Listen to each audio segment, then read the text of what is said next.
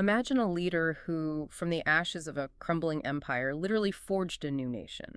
Someone who didn't just change borders, but fundamentally redefined its identity, its language, its entire social fabric. Yeah, a figure so transformative, he was hailed by some as a demigod, even a beacon of hope, by, well, some pretty unlikely admirers across the political spectrum.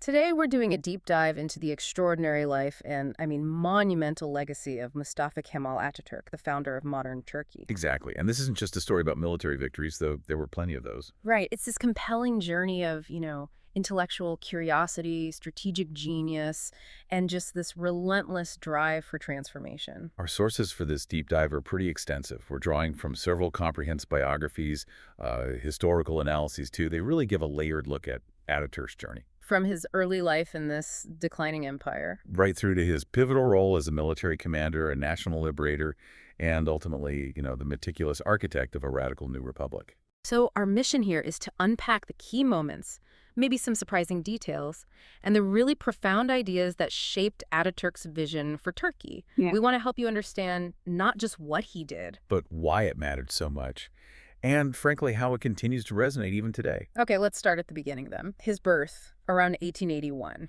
What was the backdrop? Well, it was a pivotal moment, and not in a good way, for the Ottoman Empire. It was facing effective bankruptcy. Suspending public debt payments. Wow. Yeah, suffering immense territorial losses, and industrial collapse was hitting hard too. Yet, his birthplace, Salonika, it was a city of stark contrasts. How so? On one hand, it was this vibrant cosmopolitan hub, really modernizing, fast gaslighting, railways, you name it. Okay. But it was also a crucible, a real hotbed of burgeoning nationalist movements. So you had this mix of decay and innovation. That environment must have shaped A him. blend of old and new. It seems like it imprinted on him early on. You read that even as a child, Mustafa Kemal showed this almost rebellious independence. That's right. He left a religious school after, let's say, a negative experience. Then later, a civilian prep school after a physical altercation, a brawl. And what's really striking is that at just 13, he secretly applied to military school. He actually went against his mother Zubayd's wishes. Drawn by the uniforms, apparently. But maybe something deeper, too. Yeah. An early sense of destiny, perhaps. Could be. And his formal education wasn't trivial, it was rigorous. He graduated fourth in his class in 1895. And then an impressive second out of over 700 students from Manister Military High School in 1898. That he wasn't just coasting. No, he really immersed himself. Subjects like French, military history, studying strategic thinkers like Moltke and Napoleon. And building on that early ambition, it's striking how quickly his political stirrings turned into actual action. Yeah, tell us about that.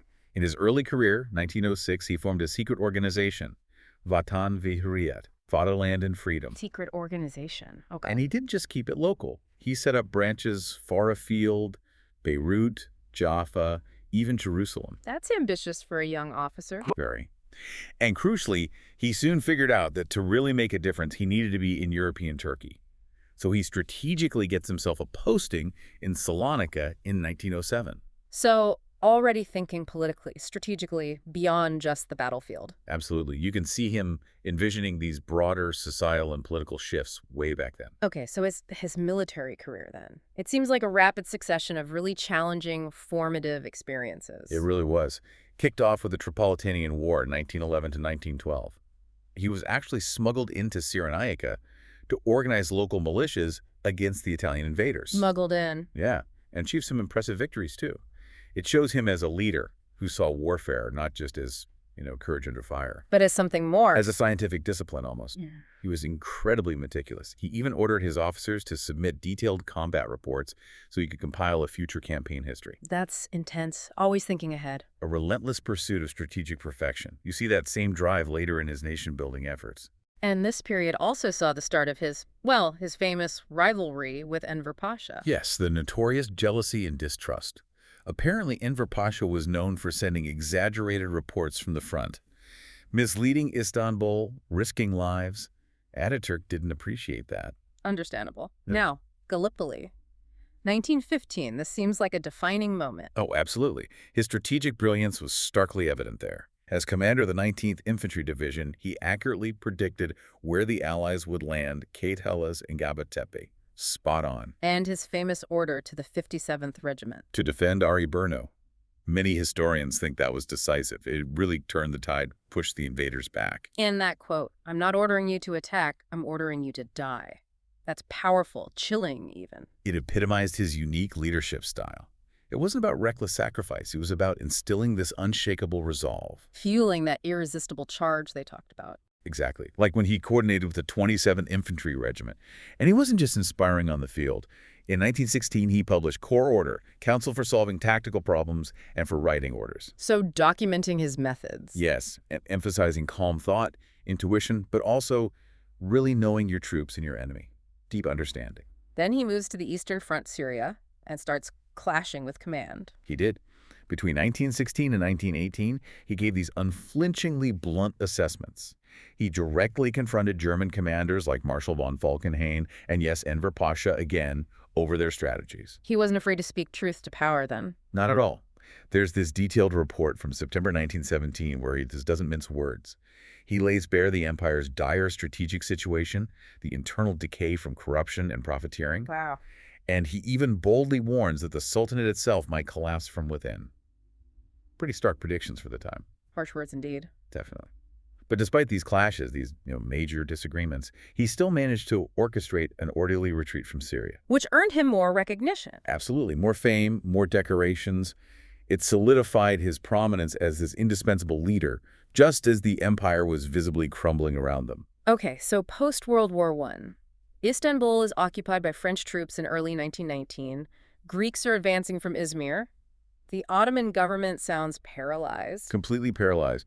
And Mustafa Kemal saw the writing on the wall. Mm. He knew the old ways were finished. So he embarks on this Anatolian solution. Exactly. A plot hatched with senior army officers who felt the same way. He lands in Samsun in May 1919, issues his first resistance proclamation from Amasya. And then the big move, he resigns from the Ottoman army in July. A huge step. Yeah. He chose to lead this nascent national movement instead. He was brilliant at galvanizing the widespread discontent. That telegram you mentioned, calling government officials cowards and criminals. Scathing stuff, accusing them of conspiring with foreign powers. He wasn't holding back. And he moved incredibly fast to build this alternative power base, this parallel state in Anatolia. Remarkable speed. He chaired the Erzurum Congress in July-August 1919, then became the leader of the nationwide resistance at the Sivas Congress in September. Sivas was important, wasn't it? Defining boundaries. Crucial. It defined the geographical boundaries for the future state, based on where Muslim majorities lived at the time of the Mudros Armistice. The armistice that basically carved up the Ottoman Empire. Pretty much, yeah. Yeah. And setting up his headquarters in Ankara in December 1919, that was a huge symbolic shift away from occupied Istanbul. Then the last Ottoman parliament adopts the National Pact in early 1920, demanding independence. Right, under nationalist influence. But then the Allies occupy Istanbul completely and shut down the parliament. Which turned out to be a mistake for them. A massive strategic blunder. Kemal exploited it ruthlessly. It drove more support straight to him in Ankara. So Ankara becomes the center. The Grand National Assembly, the GNAT, opens there in April 1920. Yes, with Mustafa Kemal as its president, solidifying this parallel state. He even formed his own political party, the Group for the Defense of the Rights of Anatolia and Rumeli. And his foreign policy seems incredibly pragmatic here, dealing with the Soviets. That's a key insight. He was purely pragmatic. He secured crucial aid and support from the Soviets' Treaty of Moscow, Treaty of Kars, both in 1921. Didn't he even put up a monument to them? In Taksim Square, yes. He wasn't letting ideology get in the way of survival. He also cut deals with France to get them out of Silesia. Whatever worked. Meanwhile, the fighting continues. The battles of Inonu. Significant victories for the Turkish forces under commanders like İsmet İnönü, January and March 1921. They boosted morale immensely. And then the Battle of Sakarya later that year. That was a big one. Huge. August, September 1921. After that success, he was appointed commander-in-chief, given the rank of marshal and the title Ghazi, meaning veteran or victor. And that's when he gives that famous order. Your first goal is the Mediterranean. Forward. That's the one. Leading to the decisive Great Offensive, the recapture of Izmir in September 1922. That effectively ended the War of Independence on the battlefield. So with the military victory secured, he seizes the psychological moment, as you put it, abolishing the Sultanate in November 1922. Yes, and he did it quite cleverly. He used arguments from Islamic history itself to justify popular sovereignty and elected leadership. framing it in familiar terms, Making it more palatable, maybe? possibly. Then came the Treaty of Lausanne in July 1923. Formal recognition of Turkey's independence, its borders, mostly. Mostly. Well, no separate Kurdistan was included, and the issue of Mosul wasn't immediately resolved, but it was a massive diplomatic victory nonetheless. And Ankara becomes the official capital, a definitive break from the Ottoman past. Absolutely. Then on October 29th, 1923, he kind of engineers a political crisis. Engineers it. Seems that way, yes. Uses it as the pretext to declare Turkey a republic and becomes its first president. And then, arguably the most radical step, abolishing the caliphate in March 1924. Incomparably more difficult, as one source puts it. He saw it as completely irreconcilable with Republican principles, a truly radical break. It's a profound ideological statement, isn't it? Removing that last vestige of Ottoman religious authority. And secularizing the state. It met huge resistance, both inside Turkey and from the wider Muslim world, but it was central to his vision. This desired revolution in our social life he talked about. Exactly. Complete secularization, modernization, westernization, building on some reforms that actually started back in the 19th century, but taking them much, much further. Creating a sound mentality, separating faith from science. Shaping an Islam divorced from politics, as the sources say. Confined to mosques, private homes, nationalizing the public space, but not running the government. He even acclaimed that treatise, "There is no religion, just nationality. My Turkishness is my religion." That sounds extreme. It does. Though, interestingly, the sources note he cautiously scribbled, with the exception of Turkey, in the margins. Ah, okay, so maybe hedging his bets slightly. Or just being pragmatic again. Perhaps. It shows a nuanced approach, even to provocative ideas. This transformation wasn't just political then. He went right to the heart of identity language history. Fundamentally, he deeply believed you couldn't have real popular sovereignty without an accessible alphabet everyone could actually read and write. Because the Arabic scripts wasn't a good fit for the Turkish language. Not phonetically, no. And Enver Pasha had tried a reform earlier, and it failed. So in 1928, Ataturk launches his own campaign for a Latin alphabet. And he set that incredibly tight deadline. 3 months or not at all. Audacious, wasn't it? Yeah. But it worked. An astounding feat of national mobilization, the new alphabet was ready in just 6 weeks. That's incredible. But you said there was more to it, re-engineering identity. Yes, this is where you see his genius for transformation, maybe in a more controversial way. He championed things like the Turkish history thesis and the Sun language theory. Which claimed what exactly? Audacious theories claiming Proto-Turkish was the original language of humankind.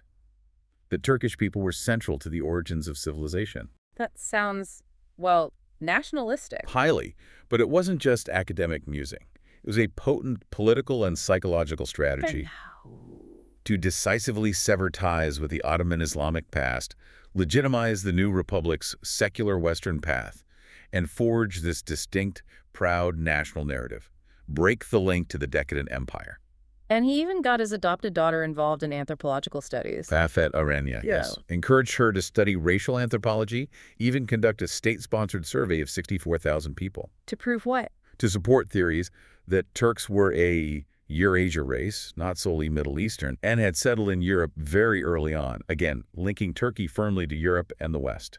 Fascinating, if perhaps scientifically dubious. What about his approach to women? That seems quite progressive for the time. It was, in many ways. Mm-hmm. His marriage to Latif Uchakizad, Western-educated, French-speaking law student, was highly symbolic. He saw her as the model. The ideal image of the modern woman for Turkey.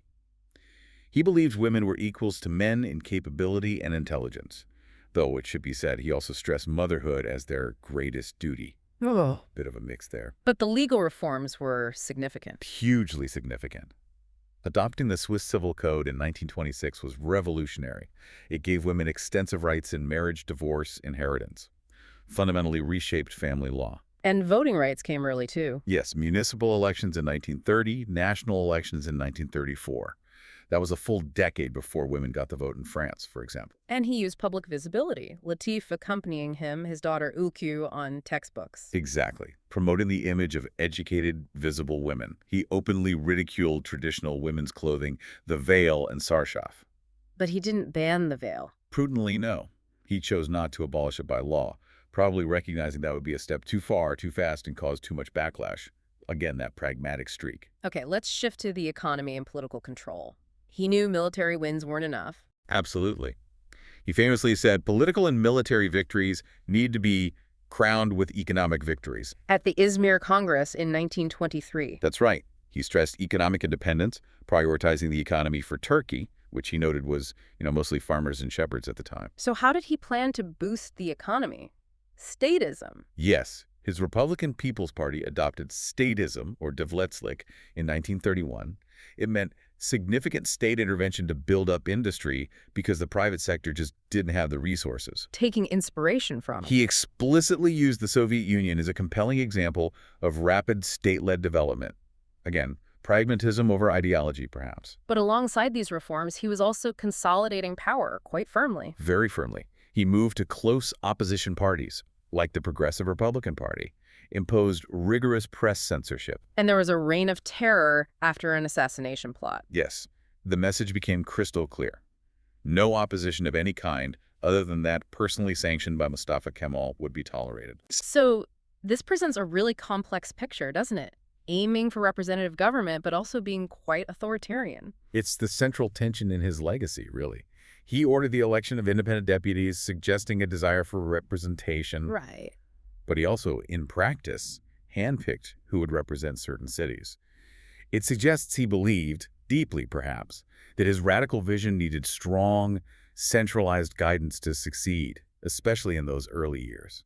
Even if it meant sacrificing immediate pluralism. That seems to be the calculation he made, that the ends justified those means, at least temporarily, for the sake of the nation he was building. So, wrapping things up, we've explored how Mustafa Kemal Atatürk, this self-made thinker with incredible force of will, navigated Turkey's transformation. From a crumbling empire to a modern republic. Right. And while his intellect and strategic genius are undeniable, our sources show a complex leader. His methods were effective, but also profoundly centralizing. From those calculated military campaigns and bold wartime leadership. To the sweeping radical reforms in language, history, social life. He pursued this singular vision, a modern, secular, Western-oriented Turkey. And his influence, it was immense. It spread far beyond Turkey. You mentioned Nazi Germany viewing him as a beacon of hope. Yes, and a Führer figure. It shows how his strongman image was interpreted, sometimes in unsettling ways, by regimes looking for models of national renewal. It's striking that his death dominated German front pages, even during Kristallnacht. That speaks volumes about his global recognition at the time. A stark illustration. But focusing back on Turkey, his reforms, even if sometimes brutally enforced and highly centralizing, they undeniably laid foundations. By 1935, you saw an eightfold increase in students, women voting in national elections. Real measurable changes. So, as a final thought for you, our listener, to reflect on Ataturk's monumental achievements and the profound changes he brought about, consider this. He once spoke of two Mustafa Kemals. There was the mortal one. And the eternal one, the embodiment of his ideas. Exactly. So if his ultimate goal was to integrate Turkey into what he called one civilization, the Western one, basically, how much of his radical top-down transformation was a necessary shortcut to get there quickly? And how much is a lasting blueprint for national identity that continues to shape Turkey in complex ways right up to today?